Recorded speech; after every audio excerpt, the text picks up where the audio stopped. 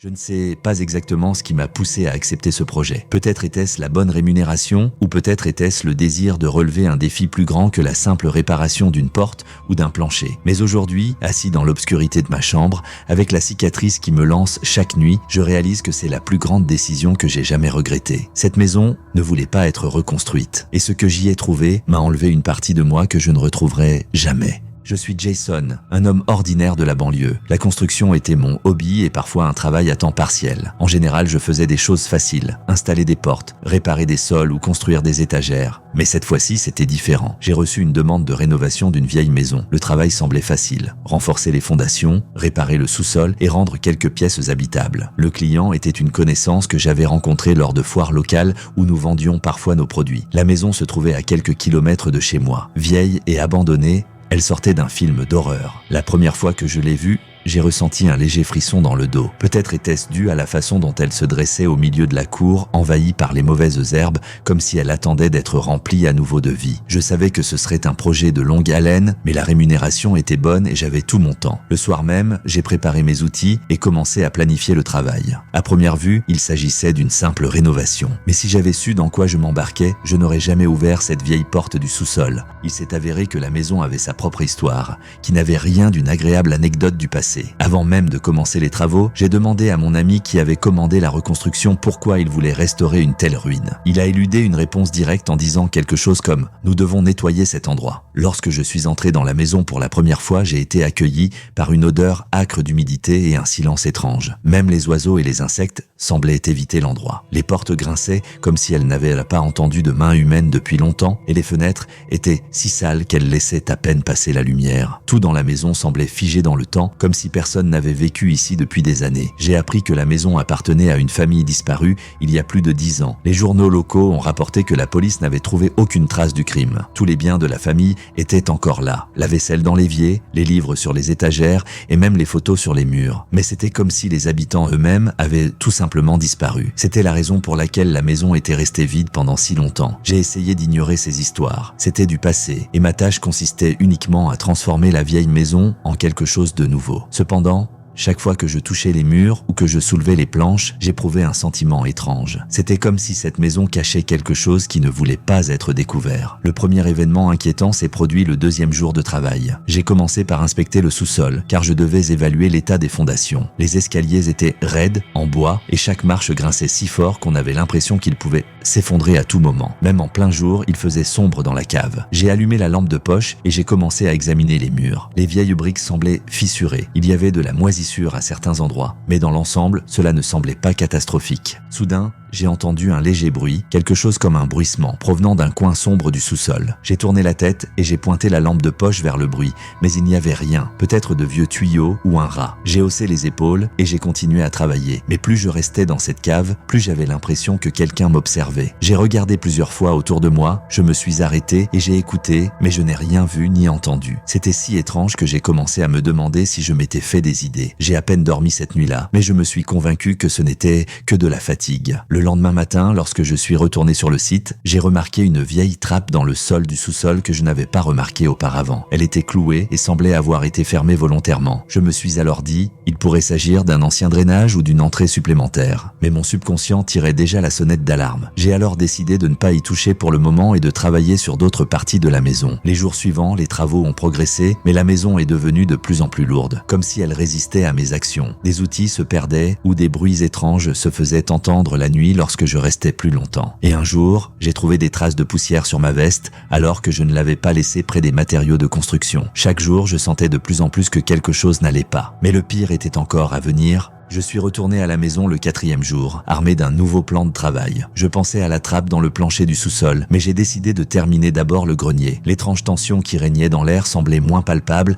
à mesure que je m'approchais de la lumière. Le grenier était un entrepôt de vieilleries. Il y avait des boîtes de journaux jaunis, des meubles cassés, des jouets d'enfants qui semblaient avoir été oubliés depuis des décennies. Parmi ces objets, j'ai trouvé une boîte contenant un album photo. Pour une raison que j'ignore, mes mains ont tremblé lorsque je l'ai ouvert. Les photos montraient une famille, un homme, une femme femme et 2 enfants. Ils avaient tous l'air heureux, mais sur les dernières pages, ils ont cessé de sourire. Leurs visages sont devenus plus sérieux et les prises de vue plus chaotiques, comme si quelqu'un se précipitait sur l'appareil photo pour capturer quelque chose d'important. La dernière photo est celle du bâtiment lui-même, mais il y avait des ombres dans ses fenêtres, floues, presque brouillées. J'ai senti un frisson me parcourir l'échine. L'album est soudain devenu plus lourd pour moi, comme si le bâtiment lui-même essayait de me retenir ici, dans cet espace mort. J'ai reposé l'album et j'ai continué à travailler. Ma tâche suivante consistait à démonter les restes d'un vieux mur dans l'une des pièces du rez-de-chaussée. Il semblait avoir été construit plus tard que les autres. Lorsque j'ai commencé à faire tomber le plâtre, j'ai remarqué qu'il y avait des planches cachées derrière le mur. Quelque chose me disait que cela avait été fait à la hâte. En démontant les planches, je suis soudain tombé sur une étrange cachette. Derrière elle,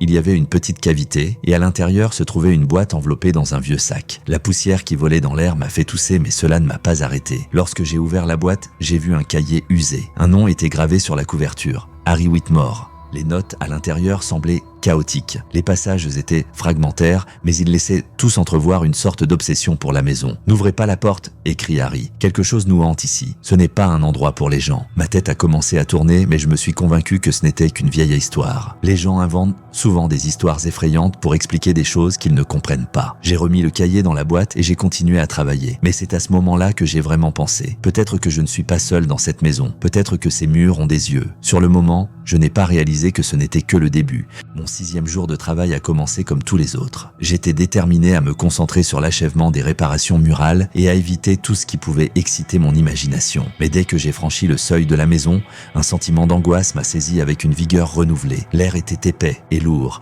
comme si la maison elle-même savait que j'étais là. J'ai décidé qu'il était temps d'ouvrir la trappe du sous-sol. Mieux vaut savoir à quoi on a affaire que d'entendre ce murmure dans sa tête en permanence, n'est-ce pas? Armé d'un pied de biche et d'une lampe de poche, je suis descendu au sous-sol. Les escaliers grinçaient encore plus fort qu'avant, et quand j'ai touché la trappe, j'ai senti que le bois était anormalement froid. C'était comme si la porte retenait quelque chose en dessous d'elle. Pas de l'air, mais du vide. Les clous cédèrent facilement et au bout de quelques minutes, j'ouvris la trappe. En dessous, il y avait une ouverture sombre qui menait à un niveau encore plus profond du sous-sol. Les murs du tunnel étaient tapissée de briques humides, couvertes de moisissures noires. Le sol était en terre et l'odeur était encore plus lourde et putride qu'à l'étage. Qu'est-ce que c'est? Un sous-sol supplémentaire? Une cachette? Je commençais à descendre, bien que chaque pas me parût une erreur. Ma lampe de poche éclaira un couloir étroit qui bifurquait dans 2 directions. J'ai choisi le chemin de droite et j'ai fait quelques pas jusqu'à ce que je tombe sur une porte métallique verrouillée. Elle avait l'air solide, mais rouillée, avec d'étranges rayures sur la surface, comme si quelqu'un avait essayé de la forcer. J'ai sorti un pied de biche et j'ai essayé de soulever la porte,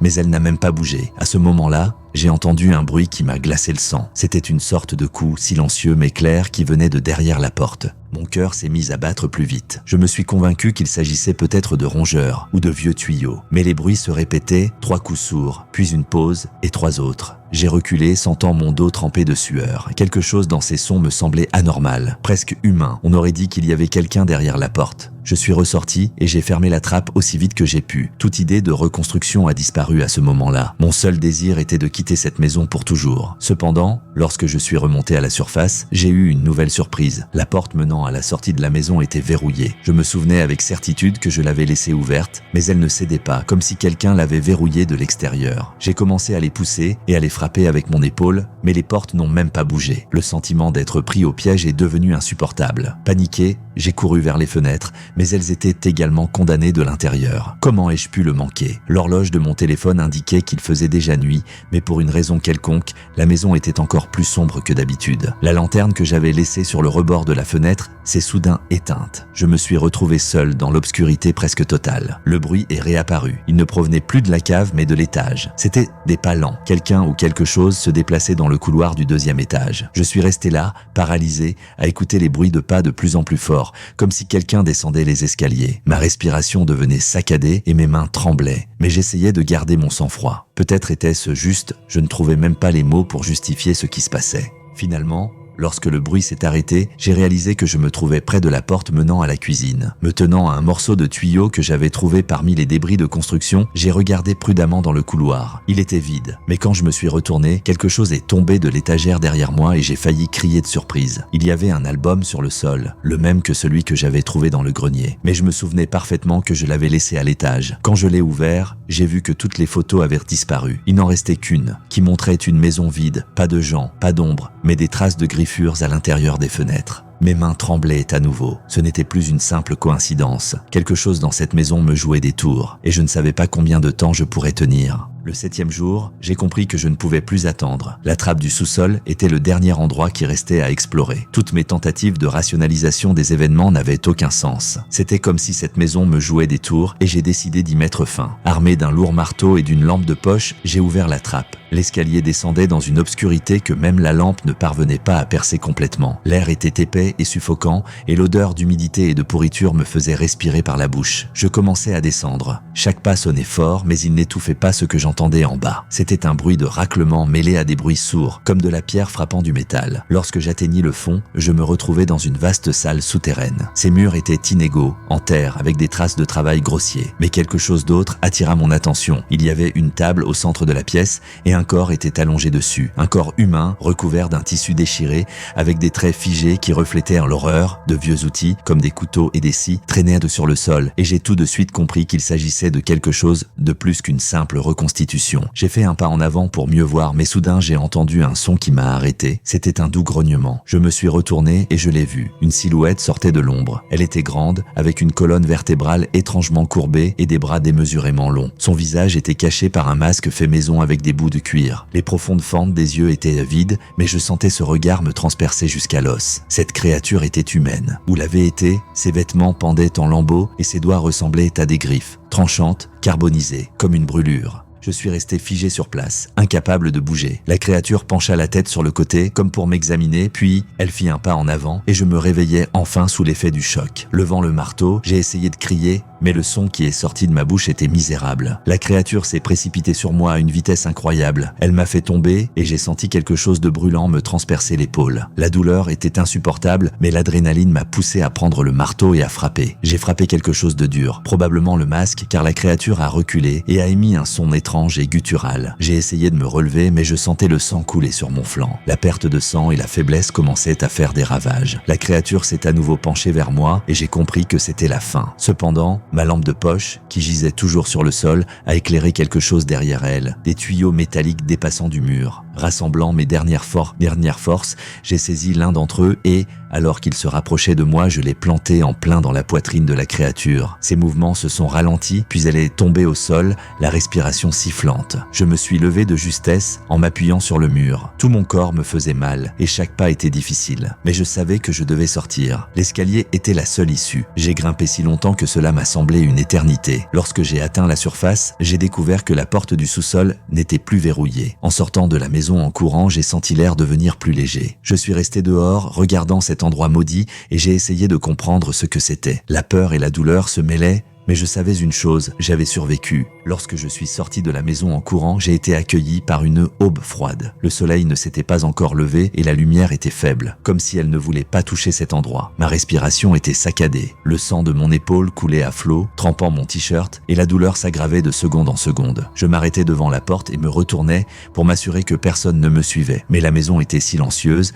comme si rien ne s'était passé. Ses fenêtres étaient sombres et vide, mais je pouvais sentir ce regard, comme s'il m'observait, évaluant combien de temps je pouvais tenir. Mon corps était trop épuisé pour courir. J'ai marché sur la route qui menait à la ville, laissant une traînée de sang derrière moi. Des pensées plus terrifiantes les unes que les autres traversaient mon esprit. Quelle était cette chose? Comment était-elle arrivée là? Et surtout, pourquoi ai-je survécu? Quelques kilomètres plus loin, j'ai vu les premiers signes de vie, de la lumière provenant de la fenêtre d'une ferme. J'ai essayé de crier, mais je n'ai pu émettre qu'un faible sifflement. Sentant que mes jambes ne pouvaient plus me porter, je suis tombé à genoux. À ce moment-là, la porte de la maison s'est ouverte et un homme est sorti en courant, ayant entendu mes tentatives d'appel à l'aide. C'est à l'hôpital que je me suis rendu compte de la situation. Les murs de la chambre étaient blancs comme neige et l'odeur de désinfectant était un peu apaisante. J'étais allongé sur un lit et une infirmière se tenait à côté de moi, en train d'écrire quelque chose dans un carnet. Quand elle a vu que j'étais réveillé, elle a appelé un médecin. Il s'est avéré que j'avais été trouvé inconscient, avec de graves blessures à l'épaule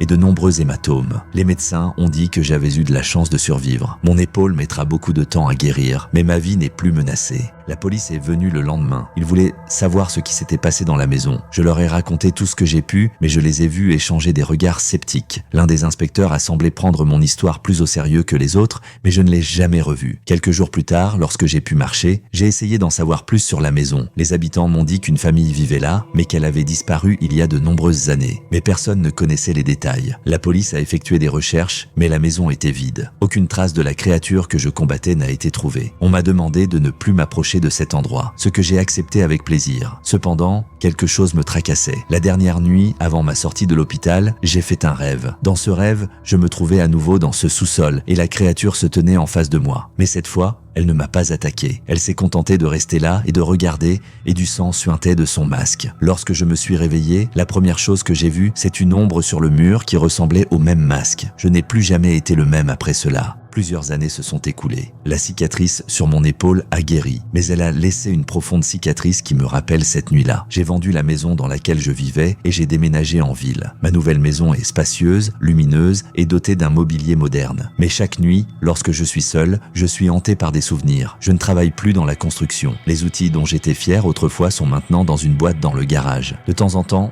je pense à les jeter, mais je ne peux pas me résoudre à le faire. Ils semblent être le dernier souvenir de ce que j'étais avant que tout ne change. J'ai essayé de trouver une explication à ce qui s'est passé. Je me suis adressé à des historiens, à des archives locales et même à des personnes qui s'occupent de phénomènes paranormaux. Mais personne n'a pu me dire de quel type de créature il s'agissait, ni pourquoi elle se trouvait dans cette maison. La seule chose dont je suis sûr, c'est que je n'ai pas été la première personne à la rencontrer, et je crains de ne pas être le dernier. De temps en temps, lorsque la nuit devient trop calme, j'entends des sons. Il peut s'agir de bruits de pas, de chuchotements, ou même du même grognement que j'ai entendu dans cette cave. J'essaie de me dire que ce n'est que mon imagination. Mais parfois, je me surprends à regarder les ombres dans les coins de la pièce et j'ai peur de bouger. Car s'il revient, je ne pourrai plus m'échapper. Si cette histoire a fait battre votre cœur plus vite, alors vous aimerez certainement ma vidéo précédente sur un hôpital effrayant ou une église au Vatican où des secrets sont révélés qui n'étaient pas censés voir la lumière du jour. En attendant, n'oubliez pas de vous abonner à la chaîne pour ne pas manquer la prochaine histoire qui pourrait vous faire regarder l'obscurité de votre propre maison différemment. Et bien sûr, n'oubliez pas de vous abonner si vous voulez plus de contenu comme celui-ci. Rendez-vous dans la prochaine vidéo. Et n'oubliez pas, parfois il vaut mieux ne pas chercher là où se cachent les réponses.